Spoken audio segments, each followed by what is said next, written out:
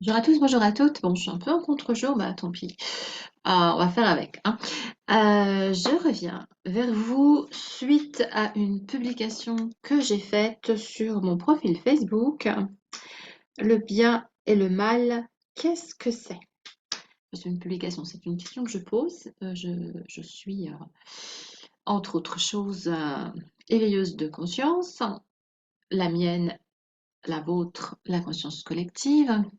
Et donc je pose des questions pour nous permettre à tous de nous interroger quelques instants sur certains concepts. Donc par les temps qui courent, avec tout ce qui se passe dans le monde, j'ai pensé que ce serait quand même pas mal qu'on se demande qu'est-ce que c'est que le bien, qu'est-ce que c'est que le mal. Certaines personnes disent que ce n'est rien, que ce n'est qu'illusion.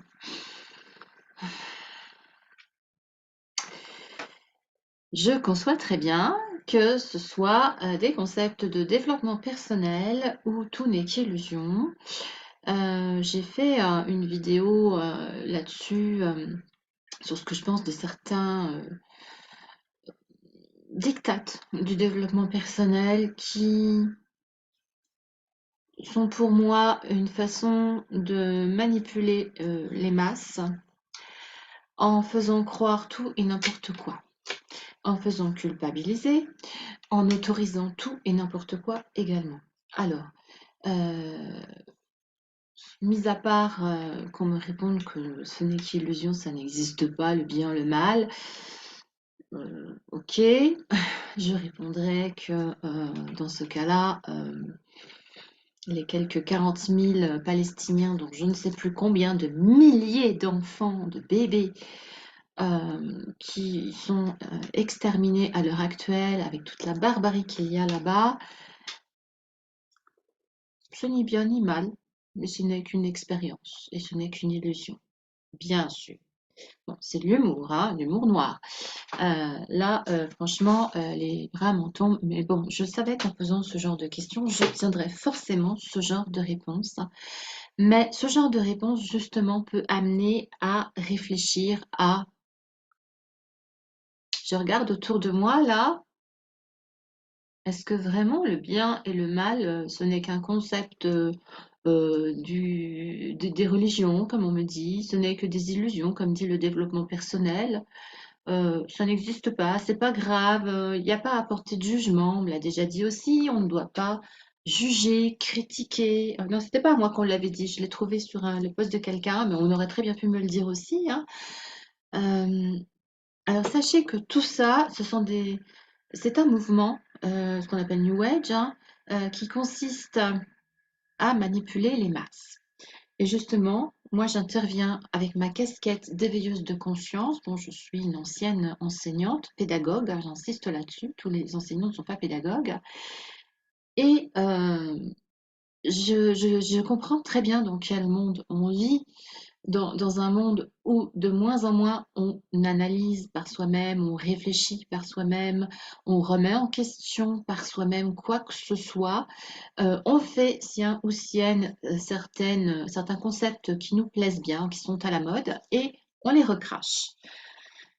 Non, non et non. Moi, je suis coach, thérapeute, le développement personnel, je nage dedans, j'adore ça, c'est fabuleux, mais il y a quand même des limites. Je réfléchis, j'observe, je vais en profondeur avec les personnes que j'accompagne dans leur souffrance, dans leur vie privée, et je peux avoir plein de choses à observer, plein de choses à comprendre, et voir émerger les consciences aussi des personnes. Et parfois, malheureusement, et clairement, il y a une frontière bien mal. Bien sûr que oui. Il y a des personnes qui vivent des choses terribles et ce ne sont pas que des expériences, que des illusions de mal. Non, non, non, non. Ces personnes-là ont vécu le mal absolu. Je confirme, j'affirme. Et ce n'est pas souhaitable. Même si, au demeurant, ça reste bien sûr une expérience, bien sûr.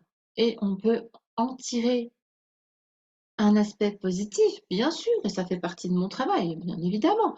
Mais répondre comme ça sans réfléchir directement, c'est je trouve ça extrêmement injurieux pour la souffrance actuelle de certains peuples.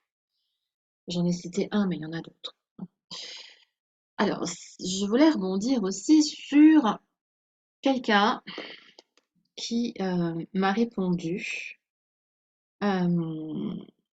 Est-ce le lieu, réseau social, pour poser une question qui demande un développement philosophique? Je ne le crois pas. Ha ha ha. Vous croyez que Facebook va vous répondre?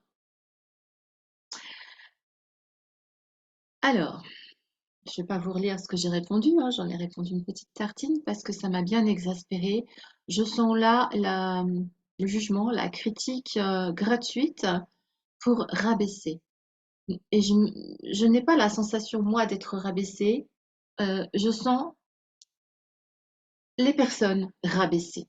Comment ça, les réseaux sociaux, c'est pas un lieu où on peut débattre de certains concepts philosophiques sans faire de philosophie, hein, bien évidemment.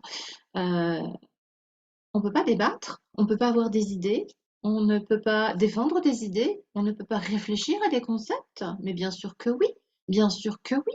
Qu'est-ce que c'est que ces façons de considérer que le peuple, entre guillemets, est ignare, le peuple ne sait rien, le peuple ne peut penser à rien, et puis c'est pas le lieu, et puis de quoi je me mêle? Ouh là là là là là là, ça m'agace, mais vous savez pas à quel point, hein. J'ai souvenir de ma belle-fille qui me disait celui-là, mais il pense trop. Est-ce qu'on peut penser trop? Penser trop? Bien sûr que non. C'est très très bien.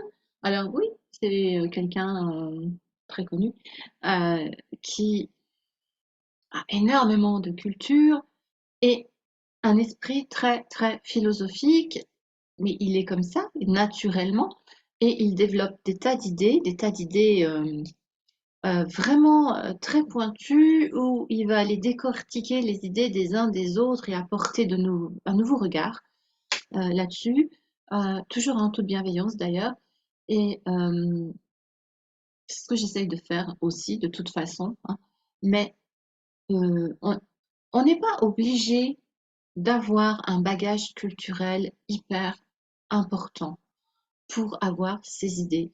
Croyez bien que tout un chacun est capable d'amener ses idées, y compris des personnes qui n'ont quasiment aucune culture générale. Euh, J'en ai rencontré pas mal qui savaient plein de choses de la vie qui, par leur observation et par leur esprit critique et qui avaient une intelligence certaine, alors que ces gens-là n'avaient pas fait d'études. Et alors, qu'est-ce que ça change? Euh, c'est pas parce que on va utiliser un vocabulaire très très complexe, adapté à décortiquer des concepts philosophiques avec moult citations de philosophes, qu'on sera nécessairement plus intelligent, plus pertinent que un kidam, une personne quelconque, qui va juste donner son point de vue personnel.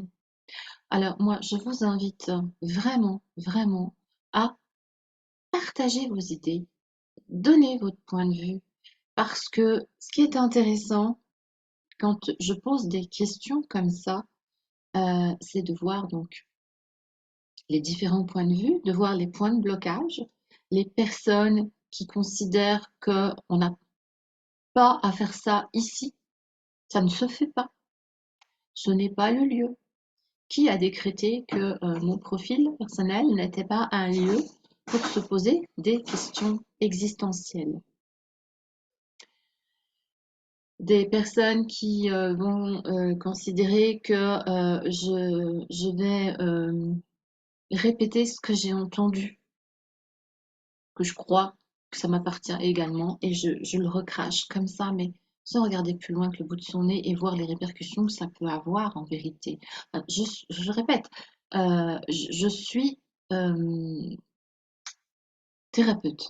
Donc, je vais vraiment au cœur des problématiques et de la vie des gens que j'accompagne. Très, très profondément parce qu'en plus, je suis quelqu'un, on me fait entièrement confiance, et on sait qu'il y a pas de jugement. Quand j'accompagne les personnes, il y a pas de jugement. Alors là, évidemment, je vais «juger» entre guillemets, des propos qu'on me tient parce que je trouve que c'est grave, ce genre de propos-là, ça va nuire à au collectif. Donc oui, là, j'estime que j'ai quelque chose à dire. Le zéro jugement, non. Par contre, quand on accompagne une personne, on est dans le zéro jugement, dans la compassion et dans l'ouverture d'esprit, la tolérance, pour amener la personne plus loin, plus haut, plus en éveil de conscience. Donc, dans ces cas-là, ça permet d'accéder vraiment à des choses très, très, très, très personnelles que des fois, je suis sûre, on ne dit même pas à des psychologues. Donc je connais la nature humaine, je pense, plutôt pas mal maintenant, hein. Et on a tout intérêt à remettre en question, et sans arrêt, des concepts, des croyances, des idées, même des valeurs, valeurs bien, valeurs mal. Et particulièrement ce qu'on entend dire. Surtout si c'est répété plein de fois. Plus c'est répété, plus ça va être par l'esprit humain, par le cerveau, validé comme vrai.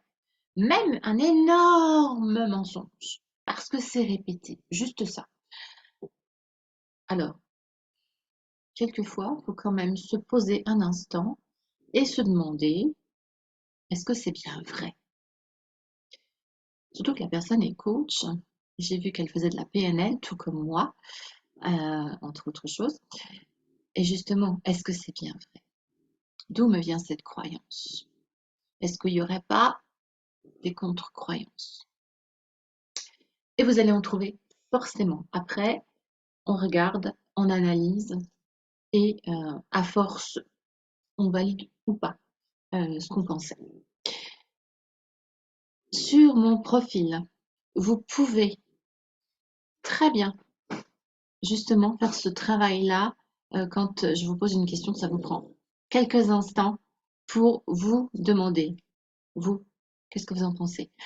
Et si vous participez, ben, c'est encore plus chouette parce que je vais pouvoir vous répondre, vous permettre, si je sens que je peux, d'aller plus loin dans votre réflexion avec ma casquette donc dévieuse de conscience, faire monter les consciences, la vôtre, mais la mienne aussi. Parfois, je me pose des questions hein, au vu de certaines réponses. Je prends un instant des fois où je me dis tiens, j'avais pas pensé à ça. Ou cette personne-là va à l'encontre vraiment de ce que moi je pense. Alors, est-ce que je valide encore ce que je pense ou avec peut-être un nouvel éclairage, je ne le valide pas. C'est vraiment très important. Et surtout, moi, ce qui m'intéresse le plus, c'est que à travers ces questions ouvertes que je pose, où on va déposer sa réflexion, et il n'y a pas besoin que ce soit philosophique, et il n'y a pas besoin que ce soit des tartines, hein. Alors, un mot, c'est peut-être un peu court, surtout que ça peut prêter à confusion. Des fois, je ne comprends pas tout. Euh, mais des fois, une, deux lignes, c'est amplement suffisant pour apporter un éclairage. Et l'intérêt, c'est de lire les commentaires des uns et des autres. C'est super intéressant. Il y a ma question qui vous interpelle et vous regardez ce que les gens répondent. Alors, des fois, il y a pas de réponse. C'est rare, mais ça arrive. Et puis, des fois, il y en a pas beaucoup et parfois, il y en a beaucoup. Donc, plus on s'interroge, plus on grandit. C'est comme ça que ça marche. Quand on ne se pose jamais de questions, on est dans ses certitudes, on stagne. Donc, si vous voulez euh, ouvrir vos yeux, ouvrir votre esprit, ouvrir votre conscience, eh bien, posez-vous plein de questions et quand vous voyez passer une question, arrêtez-vous quelques secondes dessus.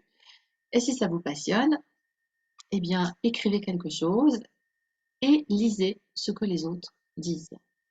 Voilà ce que j'avais envie de vous dire aujourd'hui, pour rebondir sur ces propos que je trouve vraiment déplacés pour les gens, quoi. Bon, les réseaux sociaux, c'est pas un endroit où on peut réfléchir. Les réseaux sociaux, c'est un endroit où on va trouver du tout, du n'importe quoi, du frivole, et des fois ça fait du bien, un petit peu de frivolité, hein, où on va trouver des centres d'intérêt quelconques, et puis où on va réfléchir. Et pas forcément sous mes posts, hein. Vous avez, donc je disais à cette personne que moi, tous les jours, je participe à des discussions comme ça. Il suffit d'aller sur des lives et on regarde les chats. Et c'est super intéressant. Sur Facebook, sur YouTube, moi c'est là que je suis, ou je vais aussi sur des lives ou d'autres choses comme ça. Mais voilà, les chats, c'est vraiment des gens comme vous et moi qui sont là et qui s'expriment et qui disent ce qu'ils pensent et qui posent des questions et qui expriment leurs interrogations, leurs errances ou leurs certitudes, etc. C'est hyper formateur pour savoir ce que les autres pensent, qui permet de restructurer sa propre pensée. Je m'arrête là. Comme d'habitude, je suis très bavarde, mais je vous invite vraiment à vous poser des questions.